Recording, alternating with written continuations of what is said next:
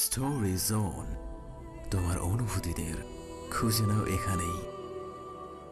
ওনার এমন কথা শুনে মুহূর্তে মাথা গুলিয়ে উঠলো আমার। তার মানে আশ্রমের নারী পাচার হয়, আর এখন আমাকে পাচার করা নিয়ে কথা হচ্ছিল এতক্ষণ যাবৎ। তার মানে রিদ খানও আমি কিনে নিয়েছে এখান থেকে। উনি ফাদার মাদার মির্জা শেখ এগুলোর সাথে নারী পাচারে সামিল রয়েছে যৌথভাবে। রিদ খান শুধু আমাকে নিজের চাহিদার জন্য ব্যবহার করছে। কথাটা ভেবে কান্নায় ভেঙে পড়ি আমি। আমার কান্নার শব্দে যেন ওদের কানে পর্যন্ত না যায়, তার জন্য নিজের হাত দিয়ে শক্ত করে চেপে ধরি নিজের মুখ। তারপরে আস্তে করে দেয়াল ঘেঁষে বসে পড়ি জায়গায় কান্না করতে করতে। আমার এমন করার মধ্য দিয়ে মাদার উঠে বলে দাঁড়িয়ে, মাদারের এমন কথায় উনি রাগে ঘুরে দাঁড়িয়ে মাদারকে উদ্দেশ্য করে বলে ওঠে, আমার কাজে ইন্টারফেয়ার করা আমার মোটেও পছন্দ নয় মিসেস এথেন্স। আমাকে কি করতে হবে সেটা অবশ্যই আপনি শেখাবেন না। আপনার কাজ হলো আমার তৃপ্তিকে দেখে রাখা, আর সেটা পর্যন্তই আপনি সীমাবদ্ধ থাকুন। আমাকে অযথা আপনার এসব ফালতু জ্ঞানদান করতে আসবেন না। কথাটা বলে উচ্চ স্বরে চিৎকার করে বলে ওঠে, আসিফ, এই হারামির বাচ্চাটাকে নিয়ে দৌড়ো আমার চোখের সামনে থেকে। এর ব্যবস্থা আমি আজই করব। এই বাপ বেটা দুটোকে নিয়ে বিদায় হও আমার সামনে থেকে। কথাটা বলার সাথে সাথে মির্জা শেখ ও জিসান শেখ, আসিফ ও বাকি চারজন বডিগার্ড মিলে ধরে নিয়ে যেতে চায় নিজেদের সাথে। এতে করে জিসান শেখ ও তার বাবা রিদ খানের কাছে নিজেকে বাঁচানোর জন্য চিৎকার করতেই থাকে। আর রিদ খান তখনও রাগে গজগজ করতে থাকে ওদের দিকে তাকিয়ে থেকে। আসিফ ও বাকি বডিগার্ডগুলো যখন ওদের নিয়ে দরজা দিয়ে বের হতে যাবে, তার আগেই আমি পর্দার আড়াল থেকে উঠে দাঁড়িয়ে দৌড়ে চলে আসি নিজের রুমে। কোনো রকম রুমে ঢুকে বুক ফাটা কান্নায় ভেঙে পড়ি হাউমাউ করে। যাদের এতটা বিশ্বাস করেছি তারাই আমাদের নিয়ে ব্যবসা করে, আবার এতটা জঘন্য একটা কাজ করে কি করে তারা? আর ওনাকে তো আমি ভালোবাসতে শুরু করেছিলাম, শেষ পর্যন্ত উনি আমায় কিনেছেন ফাদারের কাছ থেকে টাকা দিয়ে নিজের শারীরিক চাহিদা মেটানোর জন্য। এলোমেলো অবস্থায় রুমে বসে বুক ফাটা কান্না করছি আমি। নিজের কানে যেটা শুনিনি সেটা কিছুতেই মেনে নিতে পারছি না আমি। তাই সেই তখন থেকে এলোমেলো অবস্থায় দেয়াল ঘেঁষে ফ্লোরে বসে কান্না করছি আমি। দুটো বিষয় আমার ভেতর থেকে কাঁপিয়ে তুলেছে বারবার, যেটা কখনোই আমি কল্পনাতেও চিন্তা করিনি, সেটা এখন বাস্তবে ঘটছে আমার সাথে। আর তার জন্য কি করব কিচ্ছু বুঝতে পারছি না আমি। একদিকে যাদের আমার জ্ঞান ফেরার পর থেকে দেখে আসছি, মেনে আসছি, বিশ্বাস করে আসছি, আজ তারাই আমায় বিক্রি করছে পশু সমতুল্য মানুষদের কাছে। এই আশ্রমটাকে আমাদের মতো মেয়েদের আসল ঠিকানা মনে করে আসছি, আর আজ সেই আশ্রমেই নরকের কীট পতঙ্গ আমাদের জন্যও। যাদের আমরা ফাদার মাদার বলে থাকি, নিজের বাবা মা মেনে থাকি, তারাই আসলে আমাদের মুখোশধারী শত্রু। আর উনি রিদ খান, ওনার মধ্যে তো আমি নতুন করে বাঁচতে শিখেছিলাম, ওনাকে তো আমি ভালোবাসতে শিখেছিলাম, ওনাকে আমি আমার জীবন, আমার আপনজন মনে করেছিলাম। আর উনি উনি আমায় পণ্য হিসেবে কিনেছেন ওদের কাছ থেকে, তাও নিজের চাহিদার জন্য। উনি তো বলেছিল আমি নাকি ওনার আপনজন। তাহলে কোনো মানুষ কি তার আপনজনের সাথে এমনটা করে? তাকে কি কখনো কারো কাছ থেকে কিনে নিতে পারে কেউ? উনি কি করে পারলো এটা আমার সাথে করতে? কি করে? কথাটা ভেবে আমি আরো ফুপিয়ে কেঁদে উঠি। কান্না করতে করতে একটা সময় আমার মাথায় আসে কেউ বর্ষার কথা, যে ওরা তো এই বিষয়ে কিছুই জানে না।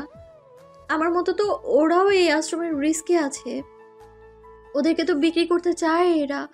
তাহলে ওদেরও তো আমায় বাঁচাতে হবে এই পশুদের হাত থেকে। কথাটা ভেবে আমি নিজের দু হাতে চোখে পানি মুছে উঠে দাঁড়াই কে আর বর্ষার উদ্দেশ্যে, ওদের সত্যিটা জানাতে হবে বলে।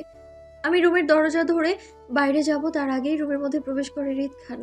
চোখে মুখে রাগ রাগ ভাব থাকলেও আমার দিকে তাকায় কাতর চোখে। দেখে মনে হচ্ছে সবকিছুর উপর উনি অনেক বেশি ক্লান্ত হয়ে পড়েছে। আমি ওনার এমন দৃষ্টি দেখে মুহূর্তে কেঁপে যাই, কারণ আমি জানি এই চোখের পেছনে আসল চেহারাটা কি। আমিও চোখ মুখ শক্ত করে দাঁড়িয়ে পড়ি ঠায় জায়গায়। উনি আমাকে এক পলক উপর থেকে নিচ পর্যন্ত চোখ বুলিয়ে নিয়ে কপাল কুঁচকে বলে ওঠে, কি ব্যাপার, তোমার এই অবস্থা কেন? নিজেকে এমন এলোমেলো অবস্থায় রেখেছো কেন? ওনার এমন কথা ঘৃণিত চোখে তাকাই আমি ওনার দিকে। আমার সেই চোখে ওনার জন্য শুধু রাশি রাশি ঘৃণায় ভরপুর হয়ে আছে, অন্য কিচ্ছু না। আমি ওনার দিকে ঘৃণিত চোখে তাকিয়ে থেকে দাঁতে দাঁত পিষে চুপ করে ঠায় জায়গায় দাঁড়িয়ে থাকি, কোনো রকম কথা না বলে। আমাকে এমন করতে দেখে উনি সন্দেহ দৃষ্টি নিক্ষেপ করেন আমার দিকে। কি হয়েছে জানার জন্য আবারও প্রশ্ন করে বলে ওঠে। কি হয়েছে তোমার, কথা বলছো না কেন? ওনার এমন কথায় আবারও চুপ হয়ে যাই আমি। আমায় চুপ থাকতে দেখে উনি হালকা বিরক্তি নিয়ে কিছুটা এগিয়ে আসে আমার দিকে। আমার সামনে দাঁড়িয়ে আমার গাল স্পর্শ করতে যাবে তার আগেই আমি দু কদম পিছিয়ে যাই ওনার থেকে। আর ওনাকে উদ্দেশ্য করে চিৎকার করে বলে উঠি, একদম আপনার ওই নোংরা হাতে আমার টাচ করবেন না আপনি। আমার এমন কথা শুনে ঠায় জায়গায় দাঁড়িয়ে পড়ে রিদ খান। আমি কি বলতে চাইছি সেটা বুঝতে না পেরে প্রশ্নসিক্ত চোখে তাকিয়ে থেকে আপনা আপনি বলে ওঠে। মানে? ওনাকে আমার সামনে অবুঝ সাজতে দেখে মুহূর্তে কেঁপে যাই আমি। উনি এত কিছু করেও আজ অবুঝ সাজার চেষ্টা করছে আমার সাথে। এতটা বড় একটা জঘন্য কাজ করেও দিব্যি আমার প্রশ্ন করছে কি হয়েছে। এটা ভাবতেই তেলে বেগুনে জ্বলে উঠি আমি। সেই পোড়া ভাবের রেশ ধরে ওনাকে তেজি সুরে বলে উঠি, মানেটা আপনি বুঝতে পারছেন না মিস্টার খান? হ্যাঁ, বুঝতে পারছি না, বুঝাও আমাকে। ওনার এমন কথায় রাগে গা রিরি করছে আমার। একটা মানুষ কতটা ন্যাকামো করতে পারে এইসব বিষয়ে আল্লাহই জানে। উনি এইমাত্র ফাদার রুম থেকে নারী পাচারের বিষয় নিয়ে কথা বলে এসেছে ওদের সাথে, আর এখন আমার রুমে আসতে আসতেই বলছেন যে সে এ বিষয়ে কিছুই জানে না। আসলে সে কিছু বুঝতে পারছে না। এই লোক যে কতটা ক্রিমিনাল মাইন্ডের সেটা কারো বোঝার ক্ষমতা নেই। আর এখনও উনি আমার সাথে অবুঝ সেজে তার প্রমাণ করছেন। ওনার এমন ভাব দেখে রাগে রিরি করতে করতে বলে উঠি আমি, সেটাই তো, আপনার তো না বোঝারই কথা তাই না? আসলে আপনি এই বিষয়ে অবুঝ না সাজলে করবেনটা কি? আমাদের নিয়ে ব্যবসা কি করে করবেন আপনি? আমার এমন কথার মানে হয়তো উনি কিছু বুঝতে পেরেছে, তাই তো চোখে মুখের সাথে সাথে ভয়ের ছাপ ফুটে ওঠে তার। তাই ভয়ের তো দৃষ্টিতে তাকিয়ে থেকে আস্তে করে বলে ওঠে, মানে?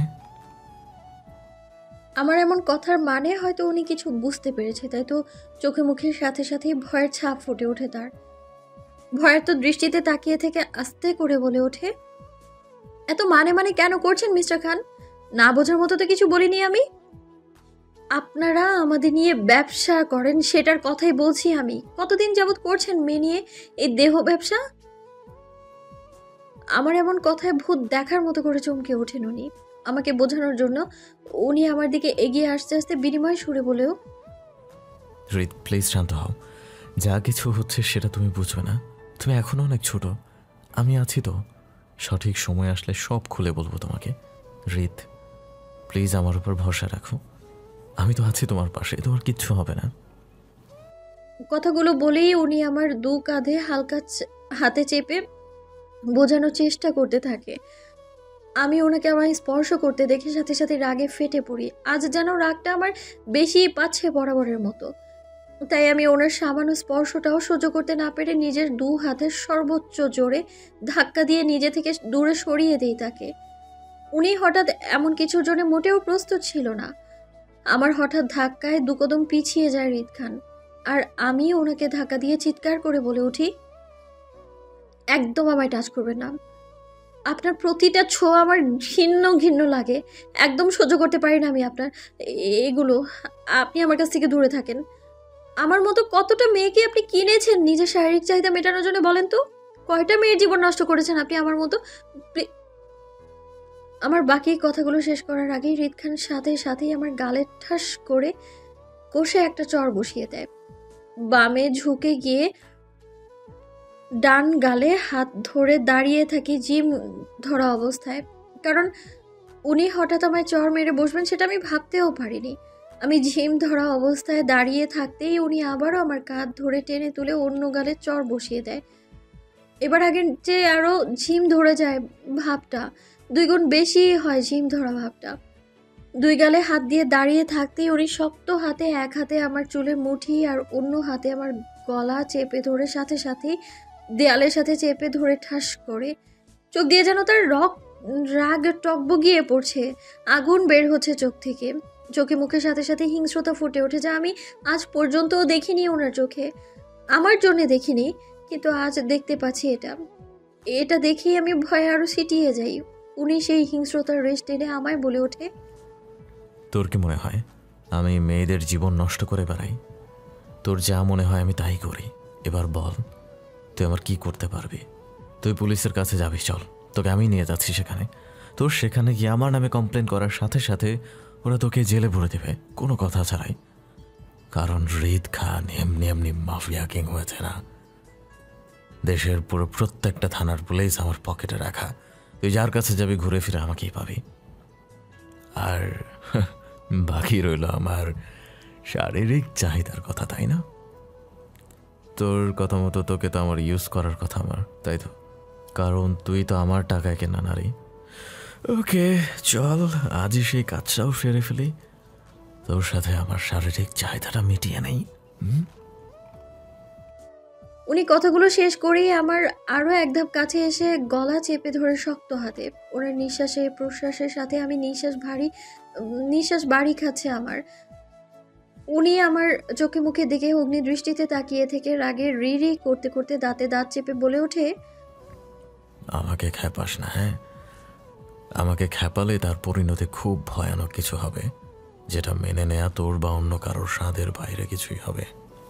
আমাকে কোনো কাজের জন্য বাধ্য করিস না কখনোই, কারণ বাধ্য থাকাটা আমার রক্তে নাই।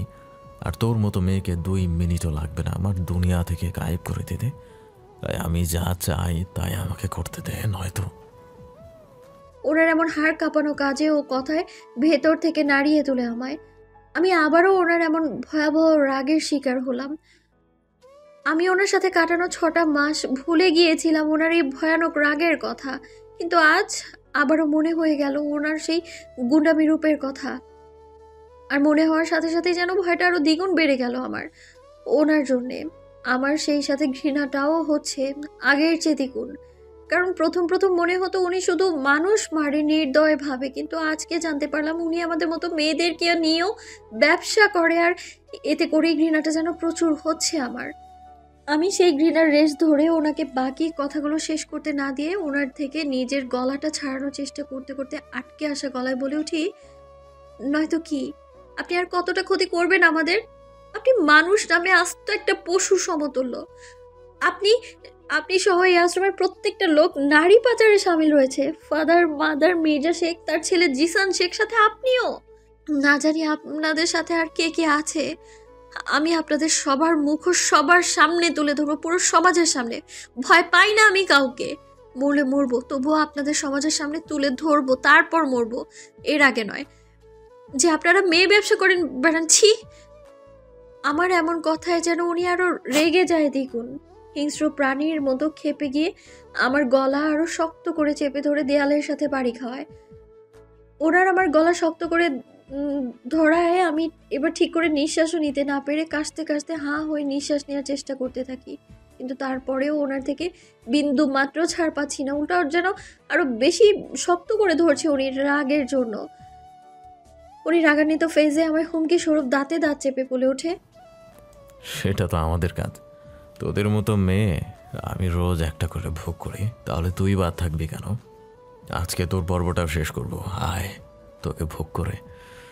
তোকে আমি আমার ভোগের জন্য রেখেছি, তাহলে তোকে আমি ছাড় দিব কেন? কথাগুলো বলে আমাকে কিছু বলতে না দিয়ে আমাকে সাথে সাথে নিজের কাঁধে তুলে নেয় দক্ষ হাতে। আর আমি ওনার পেছন থেকে পিঠের উপর কিল ঘুষি মারছি নিজেকে বাঁচানোর জন্য। উনি আমায় নিয়ে আমার রুমের দরজাটা ধরে বের হবে, তার আগেই হাজির হয় বর্ষা আর কেয়া। আমার এই অবস্থা থেকে মুহূর্তেই চমকে যায় বর্ষা আর কেয়াও। কি হয়েছে জানার জন্য হৃদ খানকে কিছু বলতে যাবে, তার আগেই হৃদ খানের হিংস্র চেহারাটা দেখে সাথে সাথে চুপ করে যায় বর্ষা চুপ করে গেলেও কেয়া দমে যায়নি। হৃদ খানের হিংস্র চেহারাটার পেছনে দমে যায়নি কেয়া উত্তেজিত হয়ে একের পর এক প্রশ্ন করেই যাচ্ছে। আর হৃদ খান থেকে আমায় ছাড়ানোর চেষ্টা করছে প্রাণপণভাবে।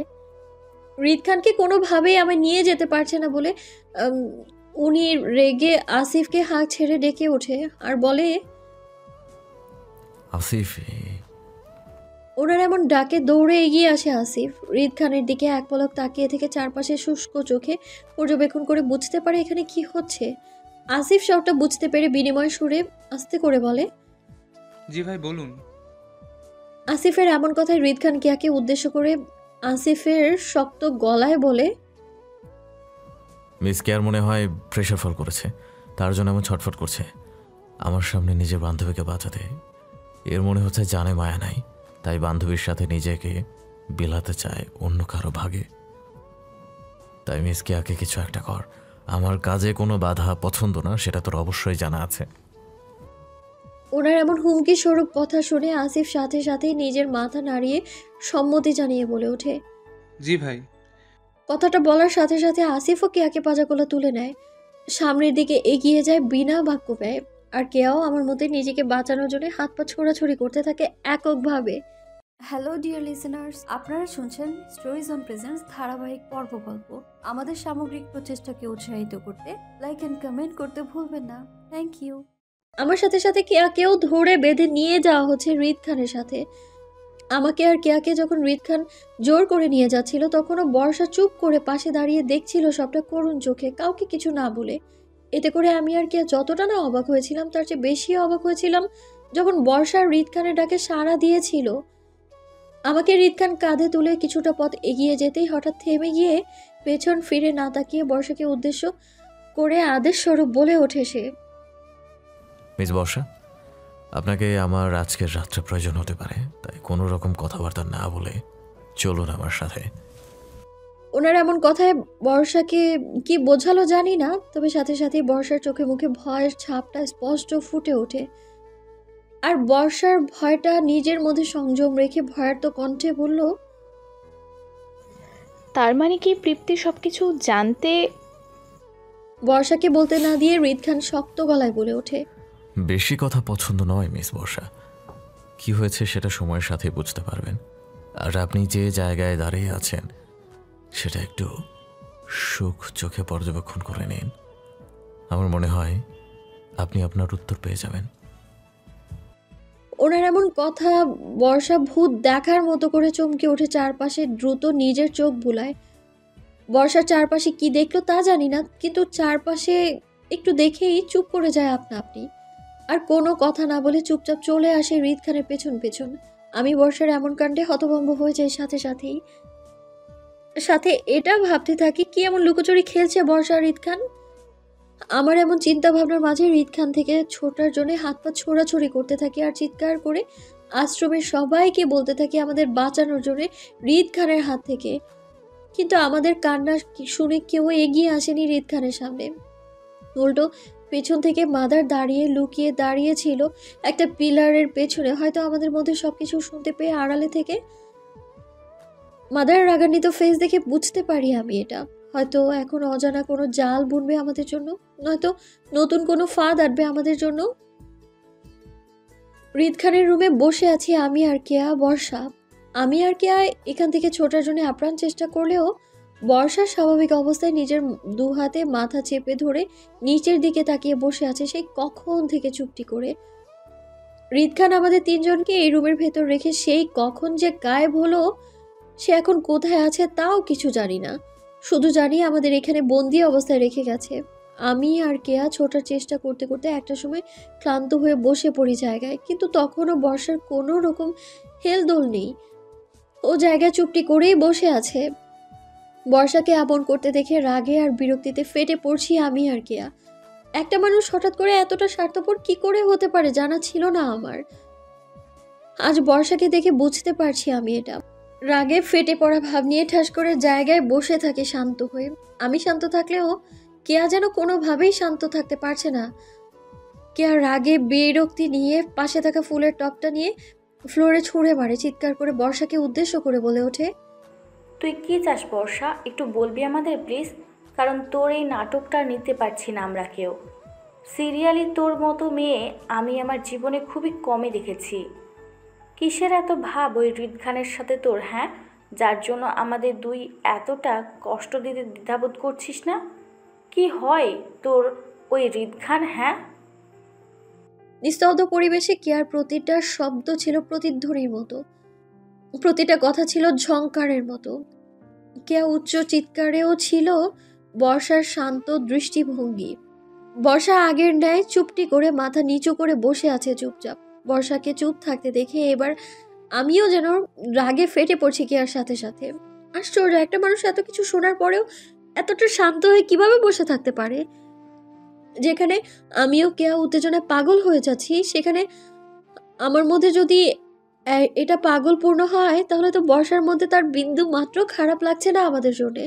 এতটা নিষ্ঠুর কি করে হতে পারে বর্ষা? আমি এই চিন্তা ভাবনায় রাগ করে রাগে ফেটে পড়া অবস্থায় দাঁতে দাঁত চেপে বলে উঠি, তুই কি কিছু বলবি আমাদের বর্ষা? কারণ তোর এই অসময় চুপ থাকাটা সাংঘাতিক বিরক্তিদায়ক মনে হচ্ছে আমাদের কাছে। আমার এমন কথায় বর্ষা আগের ন্যায় বসে থেকে মাথা নিচু করে শান্ত সুরে বলে ওঠে, আমার কিছু বলার নাই তোদের। বর্ষার এমন কথায় তেলে বেগুনে জ্বলে উঠি আমি আর কেয়া।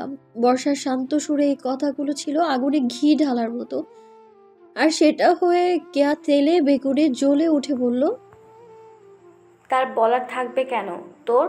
তুই তো পারিস ওই রিদ খানকে সাপোর্ট করতে নারী পাচারের কাজে। আজ তোর জন্য আমিও তৃপ্তির পরিস্থিতির শিকার হলাম। শুধু আমরা দুজন নয়, বরং আমাদের আশ্রমের পুরো মেয়েরা তোর জন্য এই পরিস্থিতির শিকার। কি করে পারলি তুই রিদ খানের মতো দালালকে সাপোর্ট করতে, আমাদের নিয়ে ব্যবসা করতে? তোর একটুও বুক কাঁপলো না? কেয়া উচ্চ স্বরে কথা বলায় বর্ষা আস্তে করে নিজের মাথাটা তুলে উপরে কেয়ার দিকে তাকিয়ে থেকে শান্ত সুরে বলল, না, কাঁপেনি আমার বুক রিদ খানকে সাপোর্ট করতে। আর কেন কাঁপবে বলতো? রিদ খান তো কোনো খারাপ কাজ করছে না আমার দৃষ্টিকোণ থেকে। এখন যদি রিদ খান তোদের সাথে খারাপ কিছু করে থাকে তো আমাকে বোঝাতো কিভাবে করেছে তোদের সাথে কিছু। না বল না, কি এমন খারাপ কাজ করেছে তোদের দুজনের সাথে রিদ খান? আজ আমারও বড্ড জানতে ইচ্ছা করছে যে কি করেছে কি তোদের সাথে এমন রিদ খান। আচ্ছা, কেয়ার কথা না হয় বাদই দিলাম, তৃপ্তি তুই তো বিগত 6 মাস ধরে রিদ খানের সাথে ঘুরে বেরিয়েছিস, তাই না? তাহলে তুই বলতো, রিদ খান কি তোর সাথে কখনো কোনো খারাপ আচরণ করেছে যেটার মাধ্যমে তোর মনে হয়েছে যে উনি তোকে বাজেভাবে ছুঁয়েছে? আচ্ছা, এটা বাদ দে, তোকে কখনো কোনো সময় রিদ খান কোনো ছেলের সামনে পড়তে দিয়েছে? এমনকি বিগত 6 মাস আমাদের আশ্রমের কোনো কাজেই ছেলে হোক বা টিচার হোক বা ফাদারই হোক, কেউ কি কখনো তোর সাথে কথা বা সামনে এসেছিল কখনো এই 6 মাসে? আমার তো মনে হচ্ছে না এমন কিছু হয়েছে বলে। বর্ষার এমন কথায় চমকিত হলাম আমি, কারণ বর্ষা যা বলছে তার সবটাই সত্যি। রিদ খান আমার জীবনে আসার পর থেকে আমি দ্বিতীয় কোনো পুরুষের সাথে আমার কোনো কথা বা দেখা হয়নি, আর ওনাকে নিয়ে এতটাই ব্যস্ত ছিলাম যে কখনো এই বিষয়টা আমি লক্ষ্যই করতে পারিনি। তাই বর্ষার সাথে সাথে আমি চমকিত হয়ে বলে উঠি, মানেটা খুবই সহজ তৃপ্তি, সহজটা কখনোই চোখে পড়ে না তোর, সবসময় উল্টোই চোখে পড়ে তোর। তুই সম্পূর্ণ বিষয়টি না জেনেই সবাইকে একের পর এক দোষ দিয়ে যাচ্ছিস, তাও তাদের দোষ দিচ্ছিস যারা তোকে বাঁচানোর জন্য ভয়ানক কিছু শত্রুর সাথে রোজই মাইন্ড গেমস খেলতে হচ্ছে, শুধু তোকে সেভ করার জন্য, শুধু তোকে এইসব থেকে দূরে রাখার জন্য তাদের মতো লোকেদের সাথে চলতে হচ্ছে রিদ খানকে। তোর সাথে সাথে আমার মতো হাজার মেয়ের জীবন বাঁচাতে আজ তোর কাছে রিদ খানের মতো ব্যক্তিকে হতে হয়েছে চরিত্রহীন, লম্পট, স্বৈরাচারী মানুষ। বর্ষার এমন কথায় মুহূর্তেই চমকে উঠে দাঁড়িয়ে পড়ি আমি। বর্ষার কথায় আমার সারা শরীর যেন সাথে সাথে হিম ধরে বরফের মতো জমে যায় এইসব কথা শুনে। কি বলতে চাচ্ছে বর্ষার রিদ খানের সম্পর্কে সেটা ঠিক করে বুঝতে না পেরে জমে যাওয়া অবস্থায় কাঁপা কাঁপা গলায় বলে উঠি, আমার এমন কথার পেছনে কেয়া কপাল কুঁচকে বলে ওঠে বর্ষাকে, তোর কথার মানে আমরা বুঝতে পারছি না বর্ষা। তবে তুই যাই বলতে চাইছিস তা কি প্রুভ করতে পারবি আমাদের? কারণ আমরা তোকে বিশ্বাস করি না। কেয়ার এমন কথায় বর্ষা কেয়ার দিকে এক পলক তাকিয়ে থেকে স্মিত হেসে আবারও আগের ন্যায় বলে ওঠে, আমাদের সত্যটা মানতেই সবচেয়ে বেশি কষ্ট হয় কেয়া, কিছুতেই মানতে চায় না, আর সেটাও আজ তোদের হচ্ছে। সেটা আমার সাথে হয়েছিল প্রথমে। বর্ষার এমন কথায় আমি ও কেয়া একসাথে বলে উঠি, তোর সাথে হয়েছে? কি বোঝাতে চাইছিস? আমাদের কৌতূহল ভরা দৃষ্টি দেখে কিছুক্ষণ চুপ করে থেকে তাকিয়ে রয় বর্ষা। খানিকক্ষণ বসে থেকে একটা দীর্ঘশ্বাস ছেড়ে হঠাৎ আমাদের উদ্দেশ্য করে বলে ওঠে, তোদের হয়তো মনে আছে রিদ খান এর আগেও আমাদের 3 জনকে ঠিক একইভাবে ধরে এনেছিল জোর করে, আর সেই দিন আমাকে 2 ঘন্টা রিদ খানের সাথে একটা বন্ধ রুমের ভেতর থাকতে হয়েছিল। সেদিন কি হয়েছিল ওই বন্ধ রুমের ভেতর আমার সাথে তা তোদের দুজনেরই অজানা। বর্ষার এমন কথায় মুহূর্তে কপাল কুঁচকে আসে আমার আর কি। আর বর্ষার দিকে সন্দেহ দৃষ্টিতে তাকিয়ে থেকে আমি বলে উঠি, কি হয়েছিল সেদিন? আমার এমন প্রশ্নে আবারও বর্ষা বলে ওঠে, সেদিন যখন রিদ খান আমাকে বন্ধ দরজার ভেতরে আটকে রেখে একা ওনার সাথে, তখন আমি পাগলের মতো চিৎকার করেছিলাম ওনার থেকে বাঁচার জন্য। আর এটা সেটা ওনার দিকে ছুঁড়ে মারছিলাম যাতে উনি আমার কাছে আসতে না পারে। আমি ভয়ে এতটাই আতঙ্কিত হয়েছিলাম যে আমি এটাই লক্ষ্য করতে ভুলে গিয়েছিলাম যে উনি কখনো আমার কাছে এসে দাঁড়ায়নি, বরং আমার থেকে বেশ দূরে দাঁড়িয়ে আছে, আমার দিকে তীক্ষ্ণ দৃষ্টি তাকিয়ে।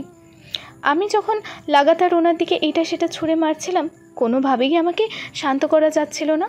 তখন একটা সময় উনি আমার উপর ক্ষিপ্ত হয়ে রাগে এক ধমক দিয়ে বসে জোরে, দূর থেকেই, তাও আবার। আমি ওনার হঠাৎ ধমকে ভয়ে চমকে চুপ করে যাই, আর শান্ত দৃষ্টিতে ওনার দিকে তাকাতেই উনি আমাকে বোঝায় যে উনি আমার কিছুই করবে না, আমাকে শান্ত হয়ে ওনার কথাগুলো শুনতে। আমি প্রথমে ওনাকে বিশ্বাস না করলেও খানিকক্ষণ পর আমি নিজ থেকে ওনাকে বিশ্বাস করতে শুরু করি, কারণ রিদ খান আমাকে আমাদের আশ্রমের সকল রেকর্ড দেখিয়ে যাচ্ছিল, যেটা দেখে আমি সাথে সাথে স্তব্ধ হয়ে যাই। উনি আমাকে ভিডিও করা রেকর্ডগুলো দেয় ওনার রুমের টিভির মধ্যে, যেখানে দেখা যাচ্ছিল ফাদার মাদার মির্জা শেখ ও তার ছেলে জিশান শেখের সাথে ভিন্ন পলিটিক্সের লোক নারী পাচারের বিষয় নিয়ে আলোচনা করছে ও কীভাবে আরও মেয়েদের সংগ্রহ করা যায় সেটা নিয়ে আলোচনা করছে। কোনো একটা পার্টিতে, খুব সম্ভবত রিদ খানের পার্টি এটা হবে, কারণ রিদ খান তোকে যেদিন ওনার সুইমিং পুলের পানিতে ফেলে দিয়েছিল সেদিন ঘটনাটা ছিল এটি। কারণ আমি তোকে আর কেয়াকে পার্টিতে শুরু হওয়ার আগেই নিয়ে সেদিন চলে যাওয়াতে আমরা তিনজনই বেঁচে গিয়েছিলাম সেই দিনকার মতো, কারণ আমাদের সাথে আসা বাকি মেয়েগুলোকে সেদিন পার্টিতে কেউ না কেউ কিনে নিয়েছিল পার্টিতেই। আমরা তিনজনই পার্টিতে কারো চোখে পড়িনি, কিন্তু তৃপ্তি পড়েছিল রিদ খানের চোখে।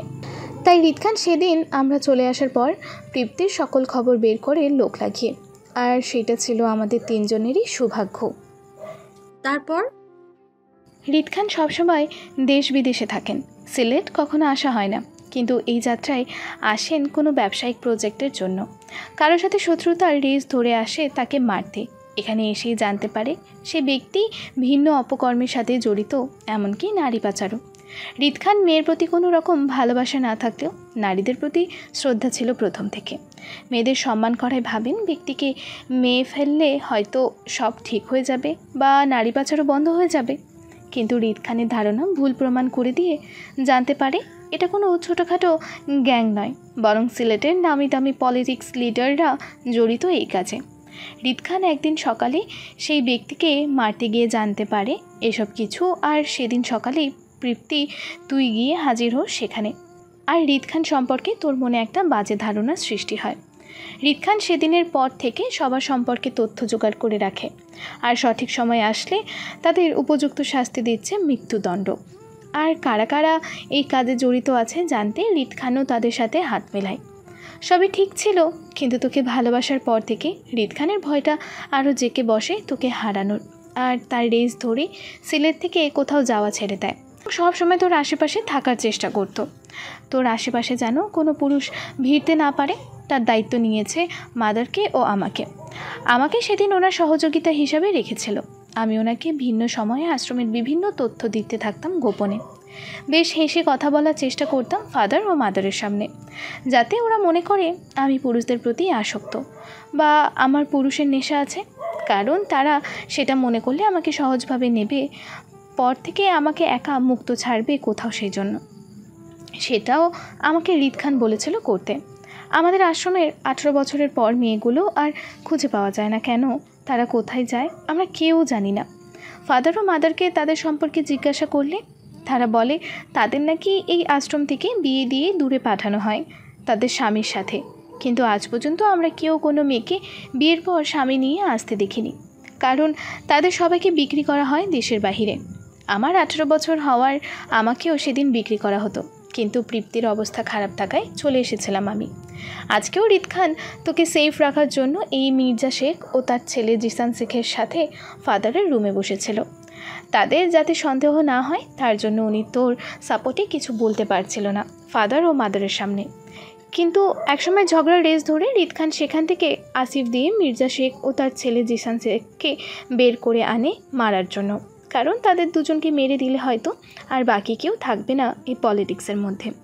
শুধু ফাদার ও মাদার ছাড়া আমরা এতদিন সততার সাথে চলে এসেছি, কিন্তু আজ তোর পাগলামিতে হয়তো মাদার কিছুটা বুঝতে পেরেছে, আর যদি কিছু বুঝতে পারে আমাদের সব কিছু নষ্ট হয়ে যাবে যা এতদিন ধরে প্ল্যান করে এসেছিল।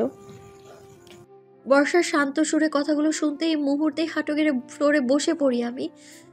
এতটা সত্য জানার পর আমার যেন কষ্টটা আরো দ্বিগুণ লাগছে। বুক ফেটে কান্না আসছে আমার ওনার জন্যে। কি করে পারলাম আমি ওনাকে নিয়ে সন্দেহ করতে?